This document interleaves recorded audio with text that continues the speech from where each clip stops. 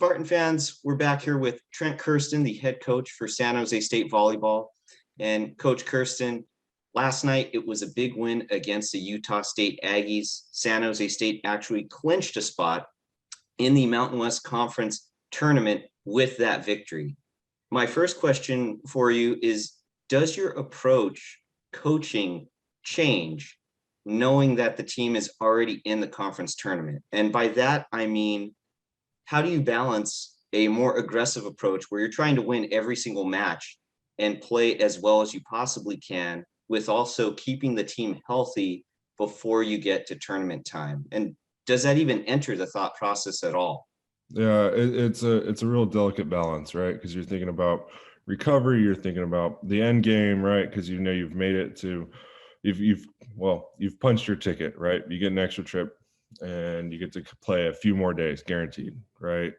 And so that's exciting. It's exhilarating. It's a whole lot of positive emotions about where our program's at.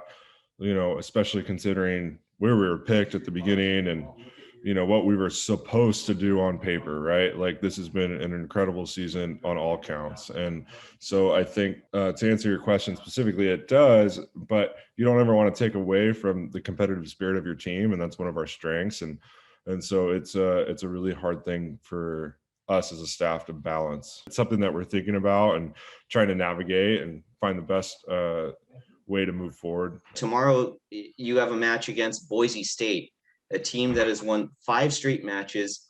And I think even more impressive, they've won 10 straight sets.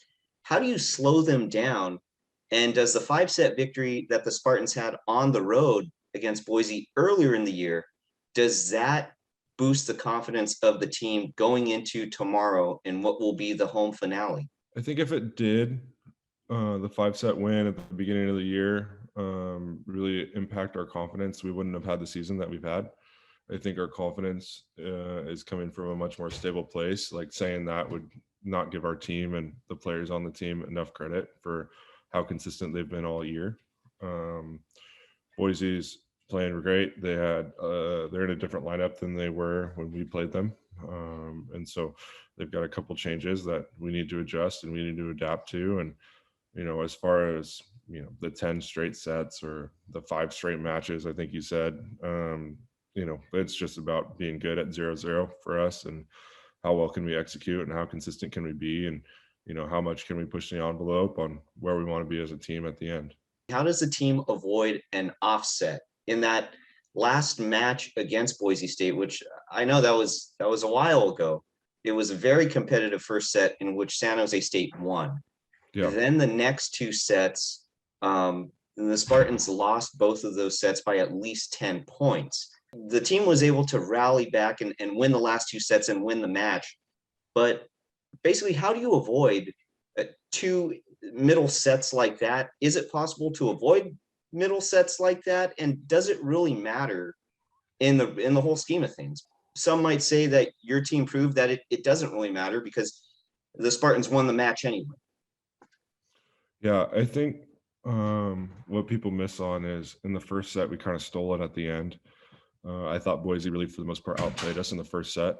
And we were really good in the last 5 or 6 points. And, for lack of a better term, like I said, stole it, and then Boise was significantly better than us in sets 2 and 3. And then we were really good in 4 and 5. Right. So I think that's credit to Boise, number one, for being consistent and playing at a high level. And then credit to our team too, for, being good when you're down at the end of the first set, second set, third set, doesn't matter. Right. And being able to handle, punch from Boise on what their best volleyball looks like, and be able to sustain and still believe and compete at a really high level, no matter what the result of the previous set was. It's kind of the beautiful thing about volleyball is you can lose a set 25-7 like we did. And then you get to reset at 0-0 in the very next set. So it's kind of the conditions of our sport, and who do you want to be after you get your butt kicked in a set, and how do you want to respond? You mentioned in the first set of that match how you thought that maybe the Spartans kind of stole that first set. This leads me to a statistic from last night: 14 service aces against Utah State. That was a season high. for the team, is it important to maybe not duplicate that, but you want to get a good amount of service aces? And maybe am I thinking too much about the service aces, and rather I should think about service errors and limiting those, because those would hypothetically, I mean, give Boise State points, right? You would want to avoid that, I would think.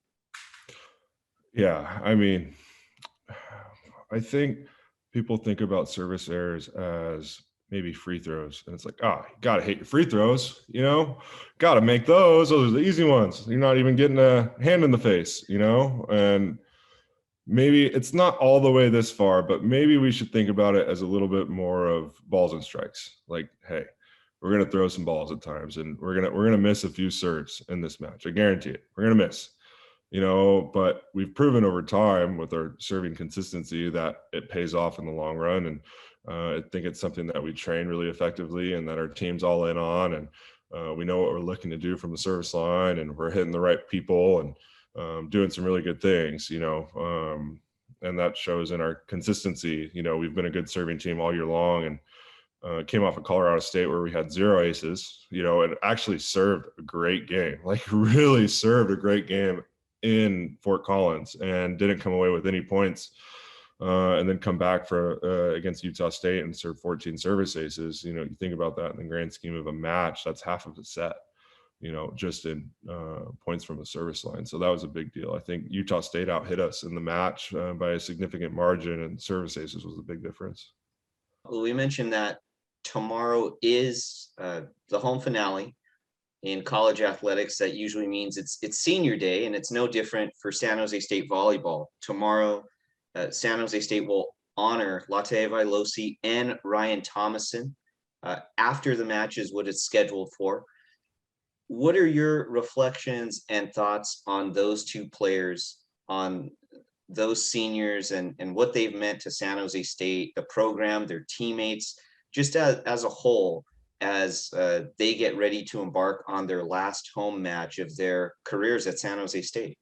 Even you saying that gets me a little emotional, to be honest, because it means that our time together is coming to a close, and my time coaching them is coming to an end. And I just think so highly of those two. And I can tell you this, we wouldn't have the season that we're having right now without them. They have been absolutely incredible in so many different ways, whether it be leadership off the court, leadership on the court, their volleyball IQs, sharing and teaching, and still being active learners, and being the first ones in the gym, being the first ones in video, being the first one on VolleyMetrics to comment back.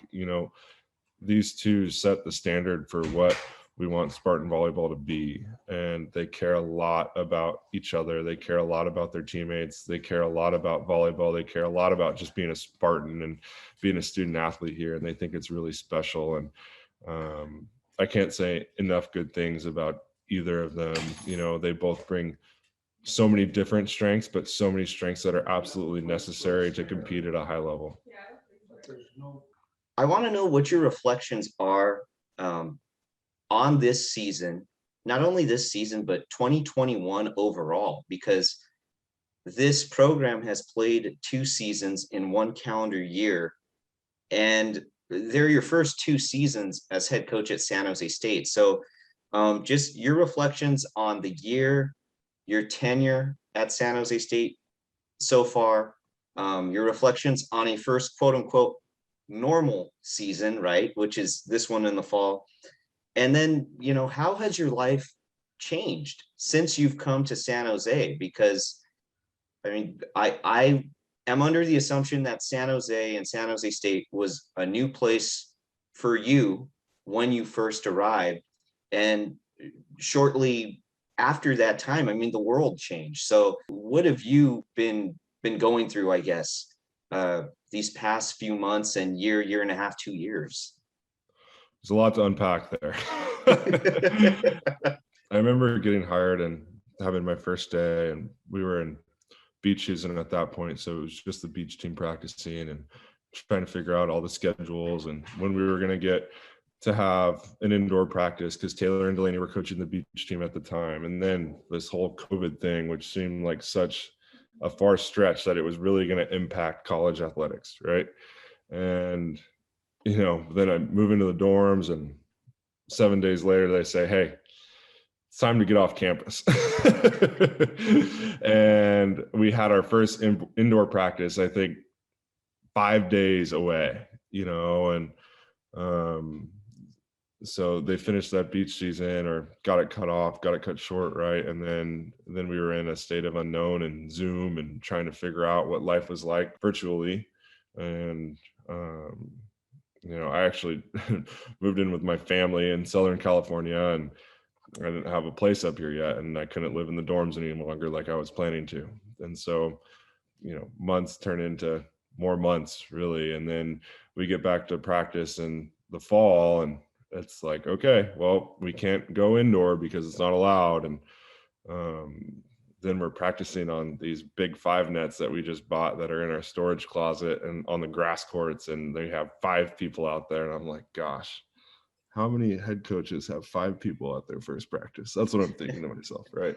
And it turns out that it was some of the most fun I've had coaching, because it was so new and everyone's slipping and falling on the grass. And Haley's got a couple really great videos of her eating it, and Mia's got some really great videos of her trying to set in the wind. And it's just we look back on those and just can laugh and enjoy those moments, right? But it at that time, you're like, oh my gosh, what are we doing?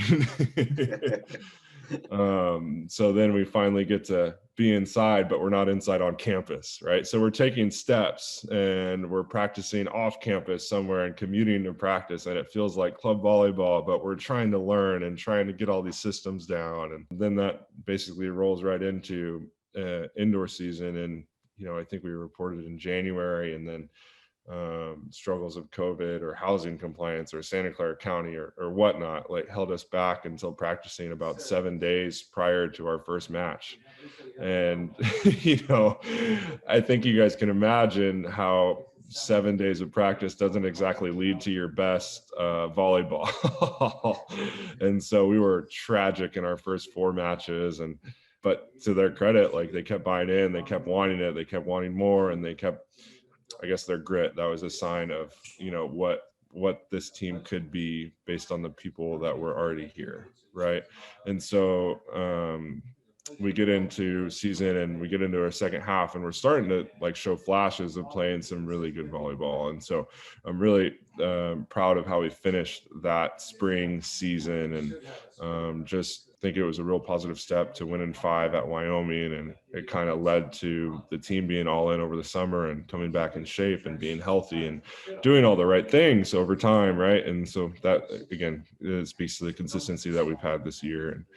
And so the team reported in July, and we started just spending a lot of time together in person, because it was the first time we've really been able to do that and invest in each other and invest in relationships. And we felt like we had the right building blocks to be able to make this tournament, that, and trying to play our best at the end, but we didn't quite have the mortar between the blocks yet, because we'd just been living through Zoom for so long. And so we needed to spend a lot of time there. And look, the volleyball is always going to be super important. The execution, the volleyball IQ, what you see on the court, that's always going to be really important. But if you don't have the foundation of good leadership, of good relationships, of healthy people, then it's going to be an uphill struggle the whole way. And luckily, we were able to really establish that in the month of July and come into our season and just have a really, really good year. I just think it was really interesting process. Is nothing that I expected to go through as when I took this job and when I got hired here. And credit to Taylor and Delaney, they've been just incredible and really great people to work with. And I come into work every day and I'm excited to see them. I think and I think our team is as well. And so they have impacted not only me but our team in such a positive way, and that speaks to who they are as people and how much belief they had in what we were trying to build here. Well, Coach, we thank you for being so candid in that response, and we also thank you for your time, not just tonight, but the entire season. Head coach Trent Kersten, the coach for San Jose State volleyball. Thank you for joining us. Thank you. Appreciate it.